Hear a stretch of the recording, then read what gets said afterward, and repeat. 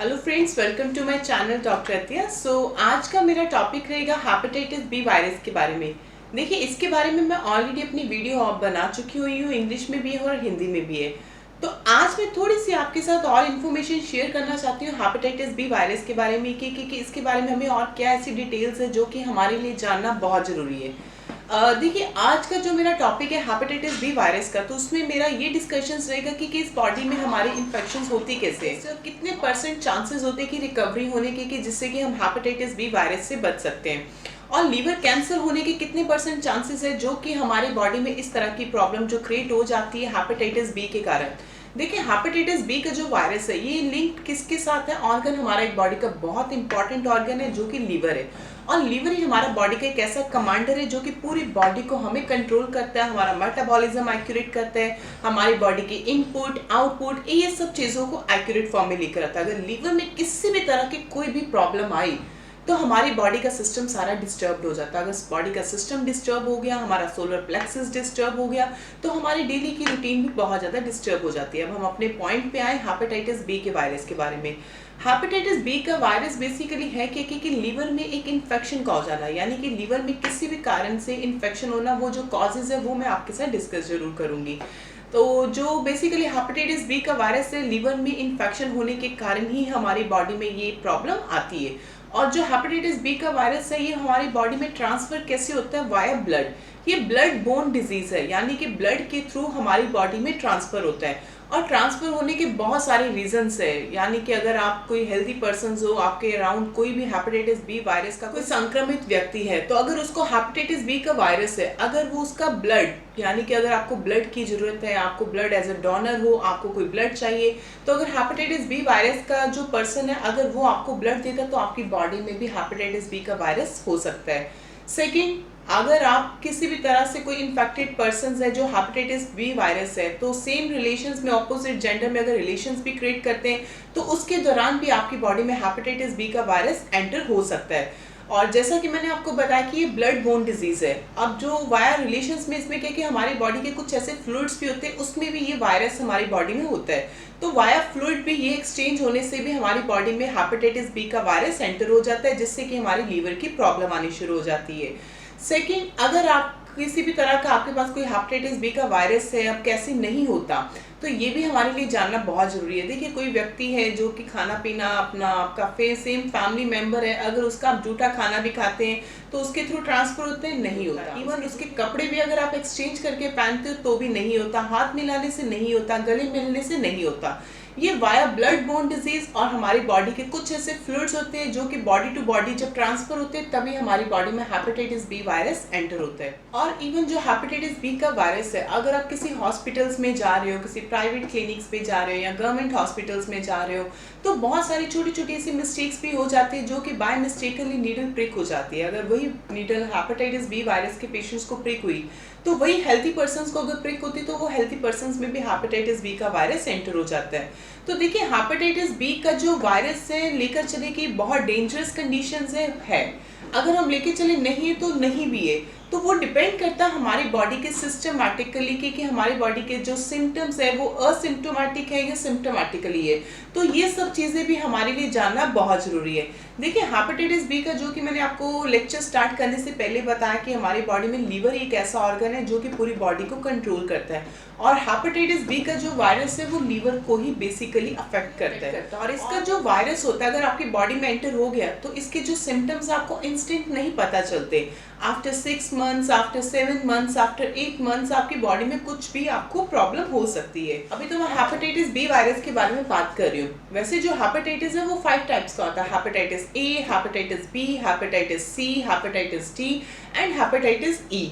और जो hepatitis B and सी है यही हमारे लिए ज़्यादा कॉम्प्लिकेटेड कंडीशंस क्रिएट कर देता है जो कि हमारे लिए जानलेवा भी हो सकता है। तो हेपेटाइटिस बी का जो वायरस है बेसिकली लोगों को क्या लगता है कि जॉन्डिस हो गया, एनीमिया हो गया, या उसका ज़्यादा ऑब्स्ट्रक्टिव होने के कारण तो हमारी बॉडी में हेपेटाइटिस हो जाता है। ऐसा नहीं है। ये बहुत अगर इनिशियल स्टेजेस है अगर आपकी जॉन्डिस में, तो ये जरूरी है कि आपको हेपेटाइटिस बी का वायरस आपकी बॉडी में आ जाए। हेपेटाइटिस जॉन्डिस के कारण भी होता है, बट वो बेसिकली हेपेटाइटिस ए होता है। हेपेटाइटिस बी एंड सी बहुत ज़्यादा क्रॉनिक कंडीशंस पे जब पहुंच जाए जॉन्डिस, तब ये आपकी बॉडी में प्रॉब्लम क्रिएट करता है।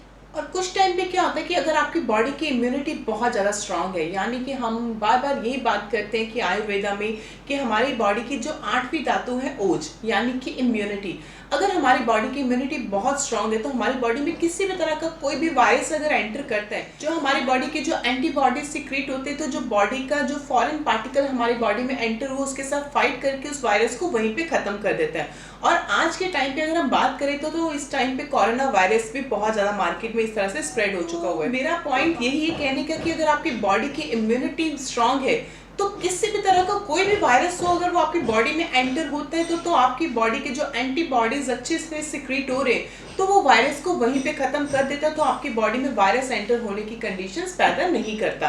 तो सेम कंडीशन हमारे हेपेटाइटिस में भी है, हेपेटाइटिस बी वायरस में। अगर आपकी बॉडी के एंटीबॉडीज अच्छे वे से सिक्रीट हो रहे तो वो हेपेटाइटिस बी के वायरस को वहीं पे खत्म कर देता है। अगर आपकी बॉडी की इम्यूनिटी पुअर है तो वो आपकी बॉडी में एंटर हो जाते हैं, और एंटर होने के बाद वो इंस्टेंट आपको सिम्टम्स नहीं अपेयर करेंगे। सिम्टम्स कब अपेयर होंगे? 6 महीने के बाद, 7 महीने के बाद। और जब 6 से 7 महीने के बाद भी वो सिम्टम्स जब अपेयर होते हैं तो अब हम उस चीज़ को इग्नोर कर देते हैं, तो वही कंडीशंस हमारे लिए काफ़ी क्रॉनिक हो जाती है। यहाँ तक कि लीवर फेलियर हो सकता है, लीवर का कैंसर हो सकता है, और लीवर यानी कि साइरोसिस भी हो सकता है। अब साइरोसिस क्या है कि हमारा जो लीवर का साइज है वो सिकुड़ना शुरू हो जाता है। लीवर साइरोसिस के बारे में मैंने अपनी ऑलरेडी वीडियोस बना चुकी हुई है और बहुत डिटेल्स में मैंने बताया हुआ है, तो वो भी आप अपना प्रॉपर उसको विजिट करके चेक कर सकते हो। तो अभी हम बात करें हेपेटाइटिस बी वायरस के बारे में कि अगर हमारी क्रॉनिक कंडीशंस पे पहुंच जाती है तो हमें क्या क्या कॉम्प्लिकेशंस आती है। अगर हम बात करेंगे कि 90% जो बच्चे होते हैं उसमें हेपेटाइटिस बी का वायरस अगर आ जाता है तो वो काफ़ी लंबे समय तक हमारी बॉडी में पड़ा रहता है, कुछ भी डिस्टर्ब नहीं करता। आने वाले 10 साल के बाद, 15 साल के बाद तो वो एकदम से अपने सिम्टम्स अपेयर करता है। तो उस टाइम पे जो हमारी बॉडी के जो वाइटल्स होते हैं, जो हम लोग इन्वेस्टिगेशंस करवाते हैं, लीवर फंक्शन टेस्ट करवाते हैं, तो वो सब कुछ ऑलमोस्ट डिस्टर्ब हो चुका होता है। तो उस टाइम पे हमें सिम्टम्स बेसिकली मिलते क्या क्या है? देखिए, सिम्टम्स में पेशेंट्स को फीवर भी हो सकता है, मैलेज यानी कि थकावट भी हो सकती है, वॉमिटिंग आ सकती है, वेट लॉस, वजन में उसमें प्रॉब्लम आ सकती है, भूख नहीं लगती, और भी कई तरह के इस तरह से सिम्टम्स आने शुरू हो जाते हैं जो कि पेशेंट के लिए काफ़ी डिस्टर्ब हो जाता है। तो उस कंडीशंस पे अगर हमें हेपेटाइटिस बी के वायरस अगर मिल रहे तो हमें ऐसी कौन सी इन्वेस्टिगेशंस है जो कि हमें करवानी चाहिए? देखिए, इसके लिए सबसे पहले हम लोग हेपेटाइटिस बी वायरस का हम लोग चेक करवाते हैं। अब हेपेटाइटिस बी वायरस अगर हमें चेक करवाते हैं तो हमें रिपोर्ट्स कैसे देखनी चाहिए? ये जो मेडिकल के स्टूडेंट्स हैं या जनरल पब्लिक है उसके लिए स्पेशली है कि जो हम रिपोर्ट्स अगर हमें देखनी तो हमें कैसा पता चलेगा कि हम हेपेटाइटिस बी वायरस हमें है कि नहीं है।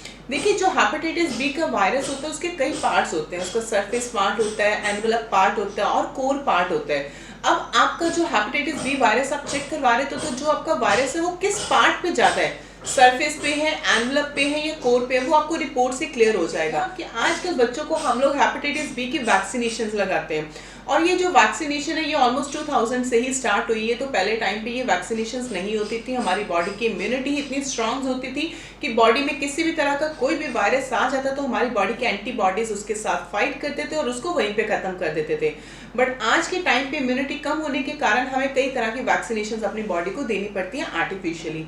और जो हम हेपेटाइटिस बी की वैक्सीनेशन देते हैं वो बेसिकली हम लोग सरफेस पार्ट पे देते हैं। और सरफेस पार्ट जो होते हैं, अगर आपकी बॉडी में किसी तरह का हेपेटाइटिस बी वायरस जो है आपकी बॉडी में एंटर कर जाता है तो वो सरफेस तक पहुंचता है। तो अगर हमारी बॉडी में अगर सरफेस पार्ट तो नेगेटिव आएगा जब हम टेस्ट करवाएंगे वैक्सीनेशन के बाद। और वैक्सीनेशन 6 महीने पहले भी लग सकती है या 10 साल पहले लगाई होती है। तो आजकल तो 50 साल के बीच में भी आप हेपेटाइटिस बी वायरस की वैक्सीनेशन लगा सकते हो।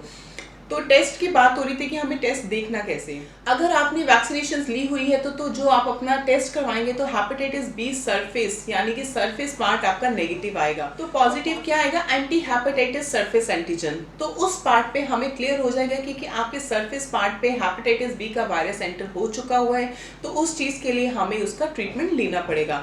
तो उस कंडीशंस पे आपका एनवेलप जो पार्ट होगा वो नेगेटिव आएगा, कोर पार्ट है वो नेगेटिव आएगा। और इसी कंडीशंस को और ज़्यादा हमें इवैल्यूएशन जानने के लिए हमें हेपेटाइटिस बी का डीएनए वायरल लोड टेस्ट करवाना पड़ता है।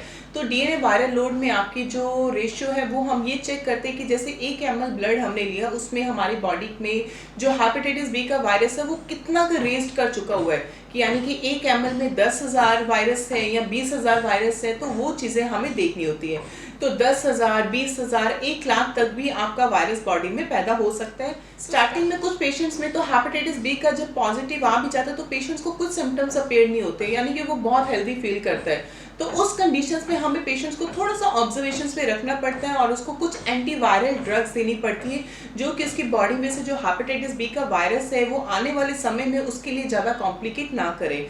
और आयुर्वेदा में अगर हम लोग बात करें कि आयुर्वेदा में इसका ट्रीटमेंट पॉसिबल है, यस, इसका ट्रीटमेंट पॉसिबल है हेपेटाइटिस बी का। अगर हम लोग उसको सही वे से डायग्नोज करें, सही समय पे उसको कैच करें, उसके सिम्टम्स क्या है उस चीज़ को रिलीव करें और उसकी बॉडी की इम्यूनिटी मॉड्यूलेटर्स दे के उसकी इम्यूनिटी को स्ट्रॉन्ग करें तो बॉडी में हेपेटाइटिस बी वायरस नेगेटिव भी हो जाता है। और इस प्रोसेस को 3 से 6 महीने भी लग सकते हैं और यहाँ तक कि डीएनए वायरल लोड का जो रेशियो बढ़ा हुआ उस चीज़ को भी हम कम कर सकते हैं।